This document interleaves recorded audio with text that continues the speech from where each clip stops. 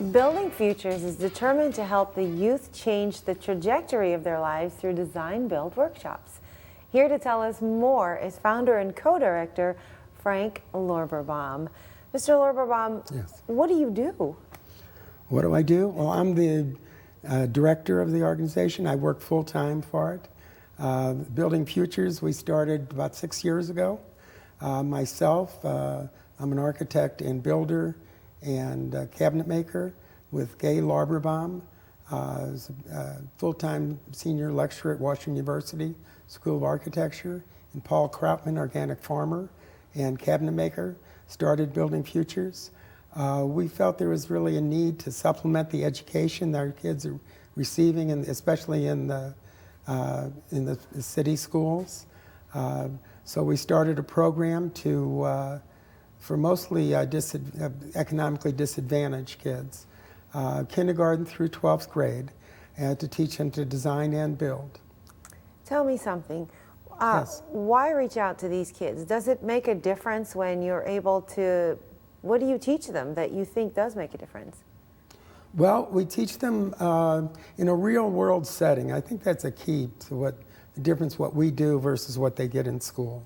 Is they come to our classes and they immediately see a need for math. They need to know how to measure things. They need to understand fractions. They need to understand a lot of real world things in order to make something for themselves. So they're making things when they come to see you? Yes, they are. What does that entail?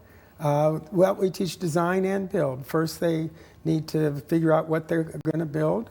We give them a problem, and they have to solve that problem. So say they have something they need to sit on. So they first got to figure out, we give them limits of what materials and how big it has to be and so on. But then they'll design it. They design it using freehand drawing, using model making is really an easy way to do it. And we also, for the more advanced kids, we do 3D drawing on the computer, 3D modeling. We teach SketchUp. So there's a big range of how they figure out what they're going to make. Now once they make it, once they design it, then they build it, depending on what it is, assuming it's a stool, then they could build it at full scale. So when you say they're making things, they're literally coming in there from beginning to end, learning from an architectural perspective how your mind has to think, what you have to put on paper, that you actually have to, envision this before a goal on paper before you actually get to it. It's a whole process. Yes, I think the planning part is the biggest thing that they really learn.